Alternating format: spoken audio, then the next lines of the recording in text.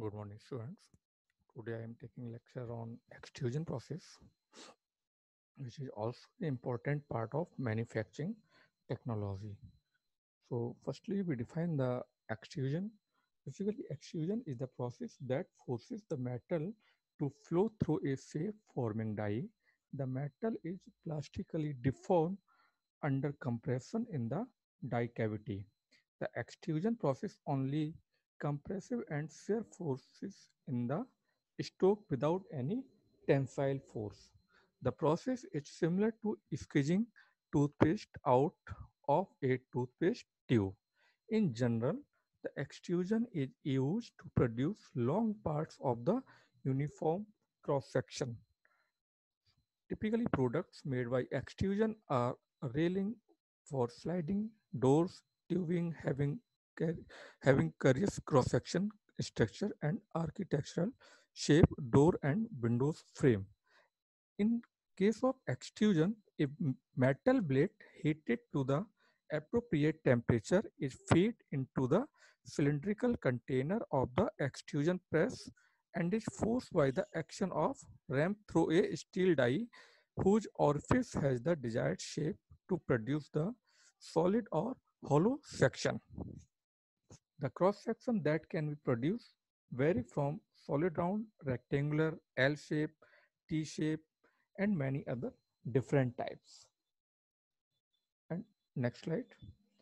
These are the some mathematical operations related to the extrusion process, that is extrusion ratio is equal to A naught upon AF. A naught is the cross-sectional area of the blade, which are the original area, and AF is the cross-sectional area of the extruded product after the compressive force is applied. These are the extrusion forces. F is equal to A naught K ln A naught upon AF. These are some types of extrusion process. First one is direct extrusion. It is also known as forward extrusion process. And next one is indirect extrusion. This is also called backward extrusion. And next one is hydrostatic extrusion and impact extrusion. Apart from the apart from these operation, there are some other types of operation of extrusion that is known as cold extrusion and hot extrusion. These are the dividation which are keep onto the different extrusion process. Next one is type of extrusion. First one is direct extrusion. In case of direct extrusion or forward extrusion, it is also known as Hooker process. In this process, a ram forces the preheated blade through a die, which can be seen from the diagram. The blade slide relative to the container wall and the wall friction increases the ram force considerably. So a dummy block or pressure plate is placed at the end of the ram is contact with the blade. The process can be compared like squeezing of the toothpaste out of a tube. Using this method, it is possible to extrude up to 6 lengths from one die. So this is also a schematic diagram for direct extrusion process. This is a pressing stem container liner, blade, die waker, extrusion, and dummy block. These are the some shape which can be manufactured by the direct extrusion process.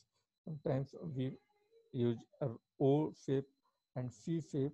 So these are the some shape which can be manufactured from this process. Next one is indirect extrusion. In indirect extrusion, the metal is force the metal is force confined in the cavity to flow in a direction opposite to the ram travel. You can see from the diagram that there is no relative motion at the blade container interface.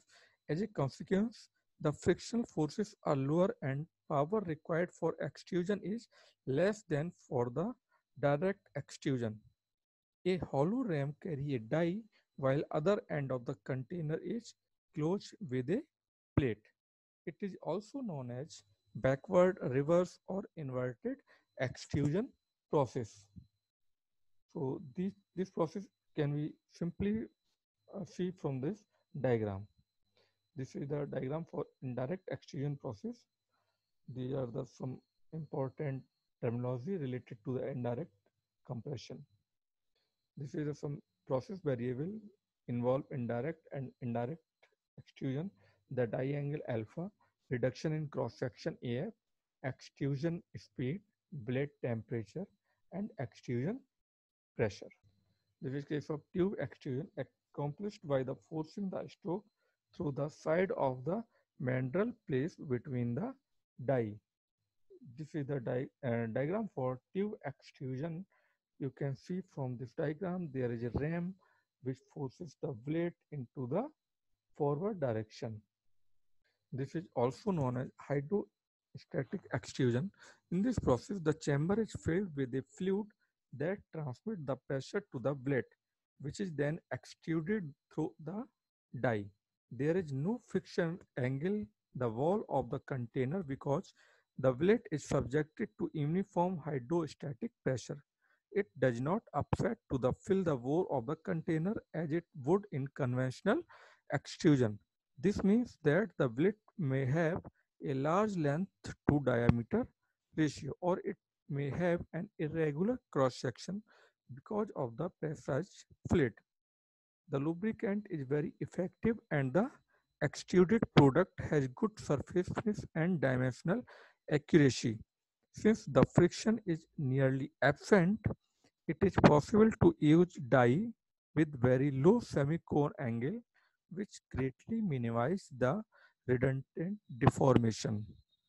So it is the information from the hydrostatic extrusion.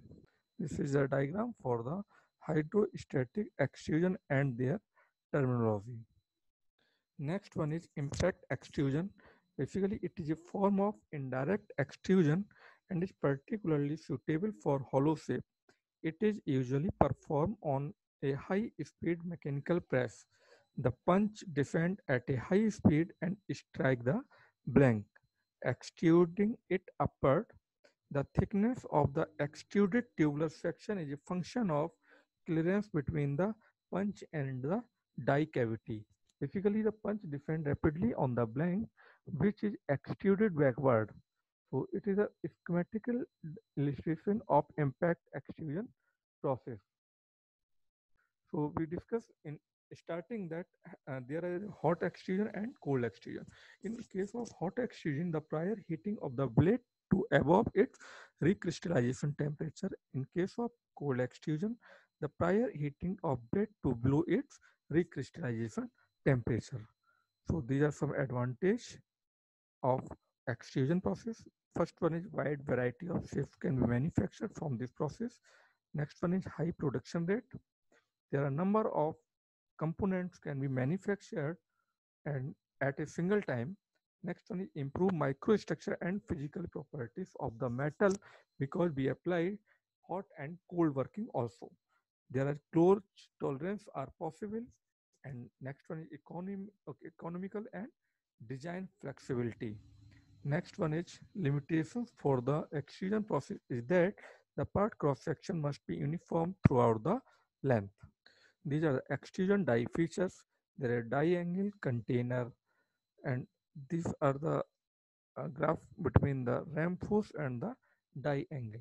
You can see from this graph at the starting, the ram force is some at high level, and as possible as the die angle increases, the ram forces is decreases continuously, but at the time uh, at the final when we increase the die angle, the ram of force is increased continuously. These are some extrusion defects. Center burst, piping, surface cracking. In case of center burst, the internal crack due to excessive tensile stress at the center, possibly because high die angle and low extrusion ratio. Second one is piping, the sink hole at end of blade under direct extrusion. And next one is surface cracking, which is part of high part temperature due to low extrusion speed and high strain rates. These are some factors influencing the extrusion force. First one is friction. Second, material properties, reduction in areas, speed, temperature, geometry of the die. Thank you for your kind attention.